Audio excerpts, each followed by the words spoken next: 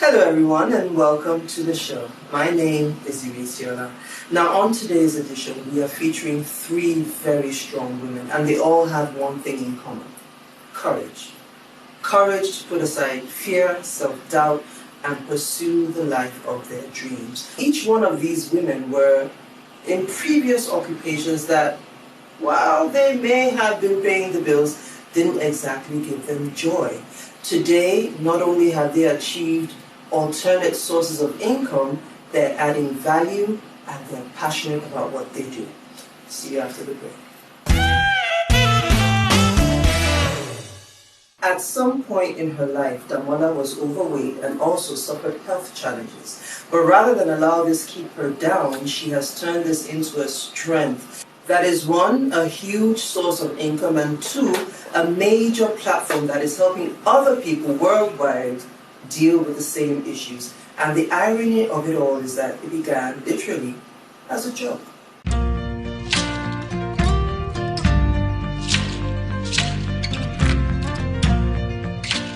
My name is Adedamola Adejobi, and I'm a certified personal nutritionist and a weight loss coach. I'm a lawyer. I had my first degree at the University of Exeter, came back to Nigeria, did the law school here, so I qualified as a barrister and solicitor. I was 35 kg overweight, bigger than I currently am. Looks aside, health was a major cause of me trying to lose that 35 kg. I had severe gastroesophageal reflux disorder. So because of that, I had to change my diet. I basically set up a BB group, and I had 15 people on the group who wanted to know how I lost weight. And at that time, I was working at school. I didn't intend to make money in any shape or form. And then I realized that every single person on that group, they were all losing weight. By the end of 5-6 months, some of them had lost as much as 20 kilos, some 25. And then I cracked a joke on Instagram at about 4:30 p.m. to be precise. And as at 5:30 p.m., my friends and family, they all started calling me, "Oh, damn, how do we register?" And I'm like, I was just joking. I was not serious. I didn't even have an amount I was going to charge because I was joking when I said, "Oh, come and pay me to lose weight." And I'm like, okay, no problem. You bring 10,000, you bring 12,000. Somebody else will call me, "Oh, how much? 15,000. 3 weeks, people are losing weight. They've dropped the dress size. What's going on here?" In November 2015, to be precise, Dams came up and the whole weight loss and nutrition thing came up, and my life just took a different turn entirely from what I intended it to be. 3-4 years ago, the average Nigerian didn't give a damn. They would pick up whatever it is and eat without even looking at nutrition labels or bothering to find out of what benefits is this particular food or drink to my body. These days, the average Nigerian is very interested in every single thing that they put into their body. The whole fit farm thing is like, it's a major force, and people are so conscious. There was even a Fit Farm festival. So people are more conscious about what they eat, more conscious about what they drink. They're more conscious about getting activity. So we're a lot more conscious than we were years back, I think. Now I work with not just Nigerians. I work with people out of the country. I have Nigerians in diaspora, Iraq. I have full-on Indians on my program. I have South Africans, Zimbabweans. I have people from every single area of the globe literally subscribing to the Ask Dams program. Most times I'm fully booked from a joke. I don't even see it as a job. Sometimes I get carried away and I have to pause, like, okay, this is actually professional dams, calm down. Like, I don't feel like I'm working. Most times I overwork, in fact. I have a cutoff time of 5 p.m., but I find myself 7 p.m., 8 p.m., just because I feel like I'm not working. It's something I'm passionate about. I am bent on people achieving their weight loss or healthy lifestyle goals. And for me, I'm having fun while doing it. I used to think that the average Nigerian youth is just looking for handouts and nobody wants to come up with anything creative. But no, I beg to differ now. You have Nigerians thinking out of the box. Thinking outside the box, you have to think out of the norm. What is it that you enjoy doing? Follow your passion, and your passion will lead you to think outside the box.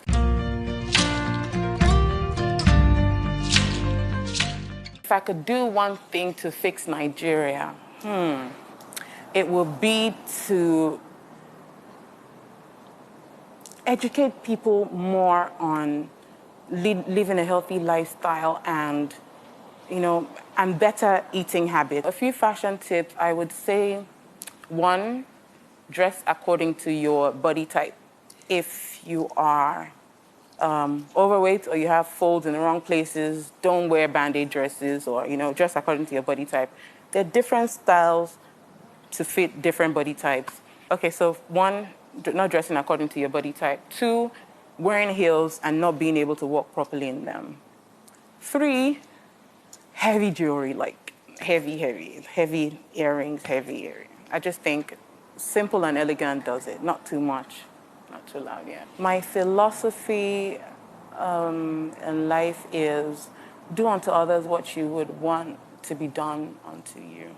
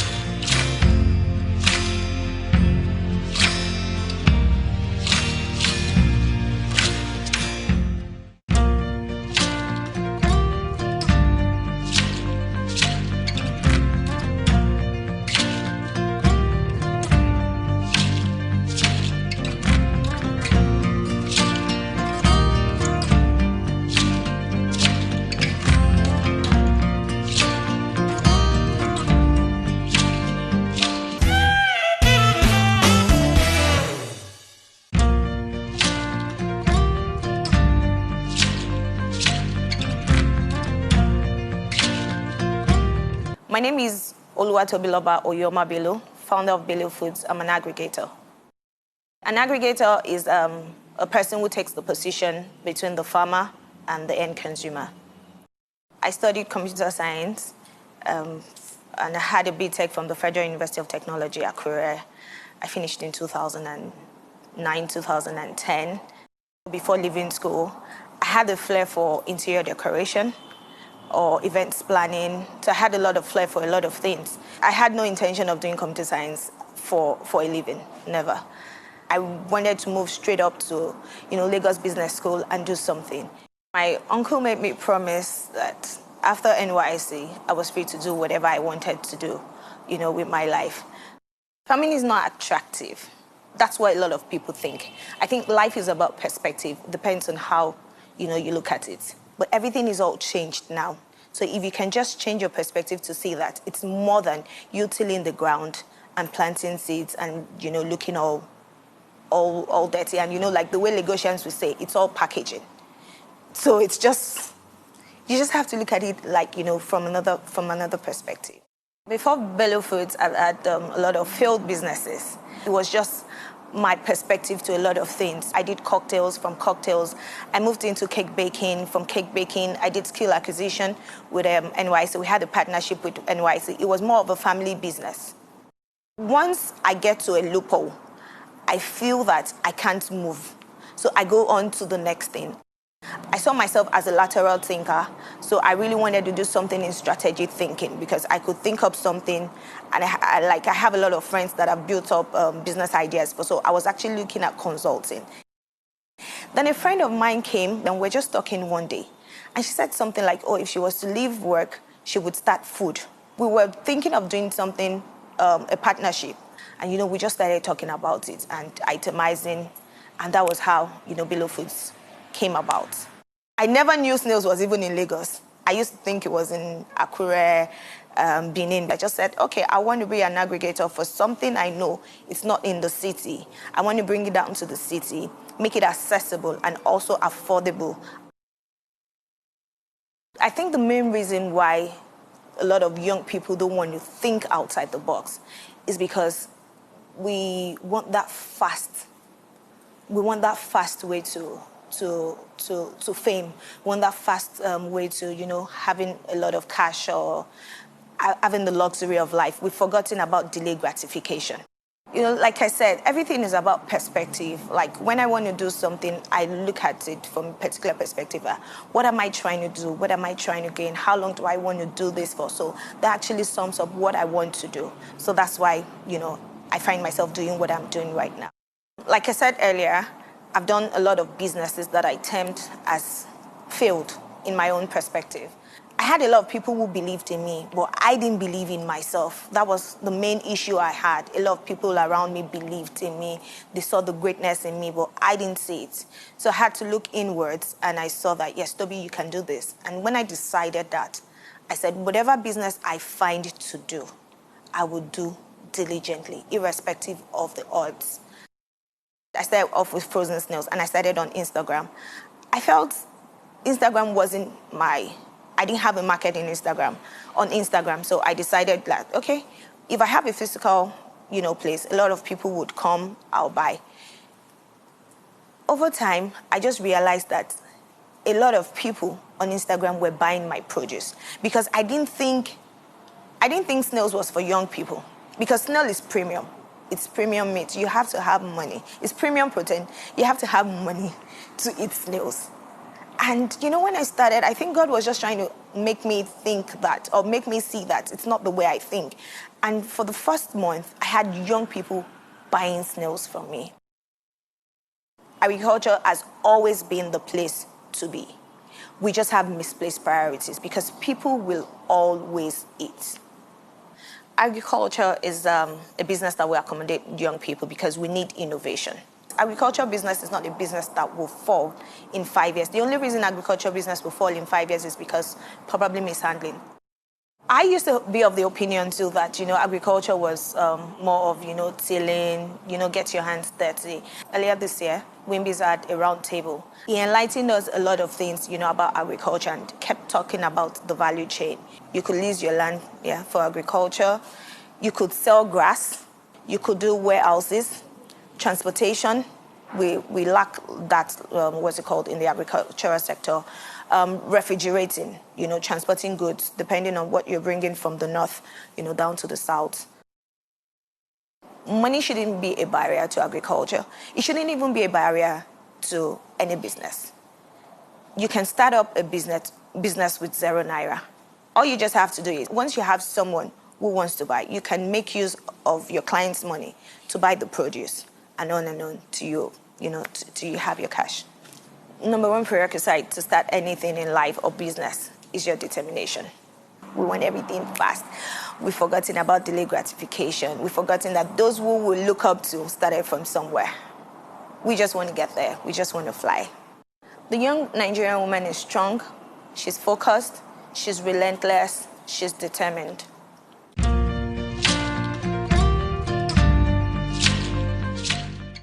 If I could do one thing to fix Nigeria, is to teach the young ones about delayed gratification.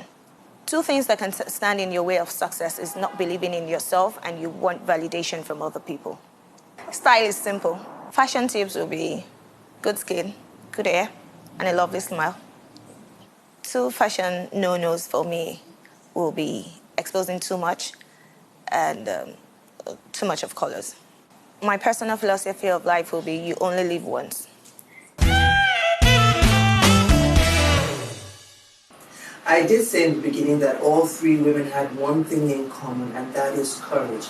Our third feature is on another young lady who took what others might consider to be a challenge and transformed it into a major business. Enjoy.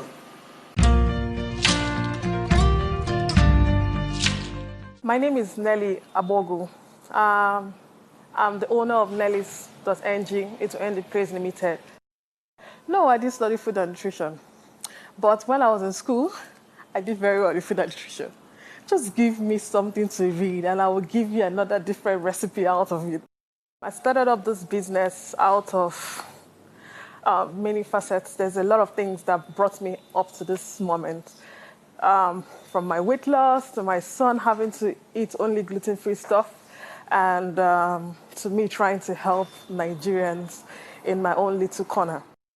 We're not really so big on food, but we try to focus more on the snacks because we understand that a lot of people who want to lose weight or try to eat healthy always forget that they need to snack. And when they are snacking, they just go on and snack on any other thing, like they kind of defeat the purpose of eating healthy. So we come in between and try to bridge the gap. Most Nigerians are becoming aware of their weight, their health, and they want to make sure that they can do something about it now. Our Ugu tortilla cheese came out from the fact I was trying to give my son something really nice and savory. He was just 2 years when we realized that he could only eat gluten-free stuff. I wanted to come up with something, and I thought about what if we reducing ugu and putting some oats and some other stuff, and that was it. Ugu chips came up, and today I hear a lot of people asking me, because first of all, they were like, ugu. Then when they taste it, they're like, okay. So I come up with my different recipes by going online. I see what is done, and I try to replicate it using what we have here in Nigeria. They could ask for a flour that is not readily available here in Nigeria. So I try to look for what I could, use as a replacement. And so far, so good. It has worked out properly for me. I didn't add weight and want to try to, take up some stuff from Nigerians. It doesn't work that way.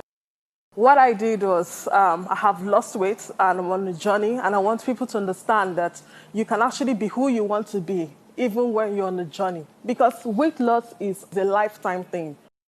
When I started this stuff, I wanted to just be until I am like 80 kg or something. Then I'll come out and I'll say, okay, now I can now show you what I am. My husband really encouraged me. He's one of my backbones. He told me, Nelly, there's nothing you can... What else would they tell you that you haven't heard? You have a gift. Nigerians need to see this.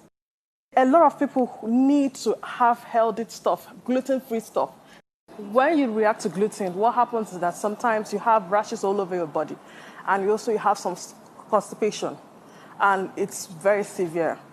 When it comes to food allergies, a lot of Nigerians don't even know how to detect this. They just experiment. Maybe when they get bloated, they feel, okay, then I shouldn't be taking lactose milk or something. They just try to generalize. I haven't been able to find a place where you could go and do a test here in Nigeria and find out if someone is reacting to this or that. Personally, I haven't. Maybe there are, but I haven't seen. It's very important for you to know what you're putting inside of you. For instance, sugar. Sugar is more addictive than any alcohol. The more you take sugar, the more you want more. So for every time you take anything that's really very sweet and it keeps dragging you back, you should ask yourself whether what is really in this thing. We have to understand what triggers our body metabolisms, what is the thing that makes us feel like we need to have this, especially when you know that it's not supposed to be this way. We try our best possible to bring out unique, creative snacks using local produce. Like you're using ugu, we're using acha. We don't have to go out to and import all these things. People are like, oh, wow, so we can actually use ugu to make stuff. We can actually use acha. We can actually use this zobo, it's not just for a drink. So you can use it to make a jam. It's quite interesting to know that you can have different varieties of food. You have heard of meat pie, but have you heard about using sweet potato as the dough for the pie? It's creative, it's interesting. The world is in our hands these days, so you need to learn, you need to read, you need to apply. But what I try to do for myself, not just knowing about having this knowledge, but I'm trying to also learn, go and understand how to manage food in a business point of view.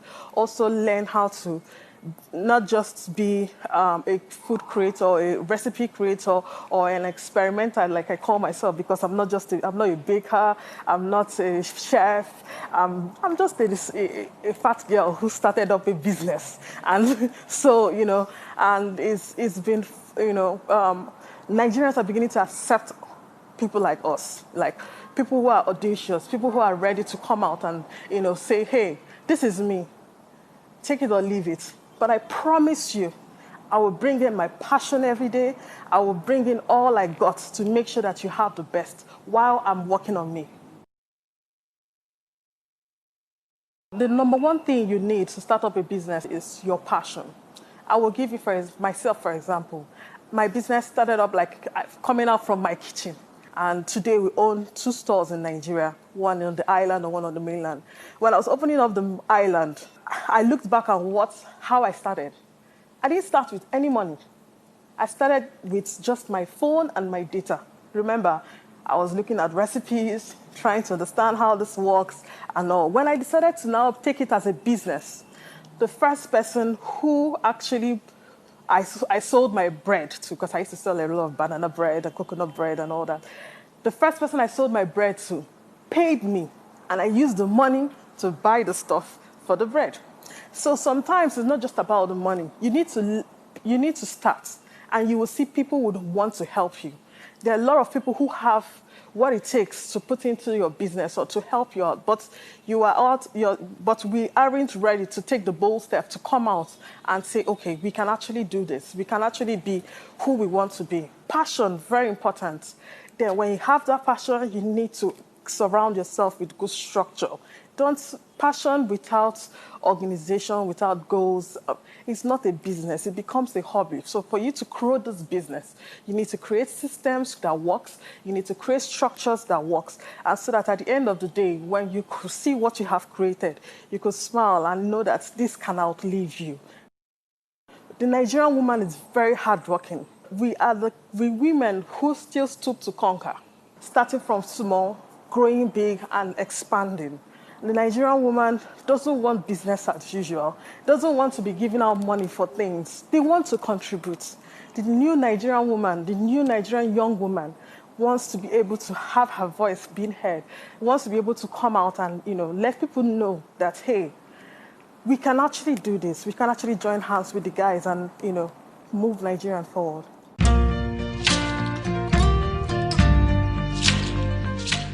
If I could do one thing to fix Nigeria, it will be our constitution. I will never trade my love for my God. Style is all about comfort for me. My personal philosophy of life is, if you can think it, you can achieve it. So that's our show for today. I hope that at least one of these stories inspired you. Now remember, what you need first and foremost is a great idea, the courage to take the first step, and then the passion to pursue it. Only you can limit you. Now I'm going to be back with another interesting episode of this show. Until then, let's be kind to one another. Stay safe.